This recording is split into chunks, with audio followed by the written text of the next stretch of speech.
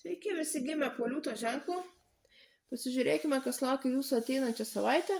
Tai yra nuo balandžio 14 iki 20 dienos. Savaitės perspektyvos, ko vengti ir patarimas jums.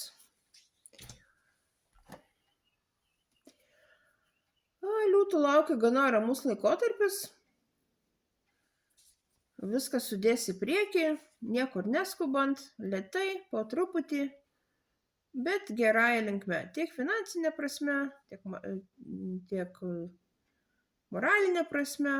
Tiesiog ramus, patogus laikas. Ko vengti? Venkite užsisvajojimo, užsisėdėjimo praeities prisiminimuose ir tokio melancholiško vis galvojimo, kaip praeityje buvo gerai. Ir patarimas jums. Liūtams šiuo laikotarpiu panašu, kad teks pripažinti ir pasižiūrėti į savo silpnybės ir priimti sprendimus, kad iš jų išsivaduoti.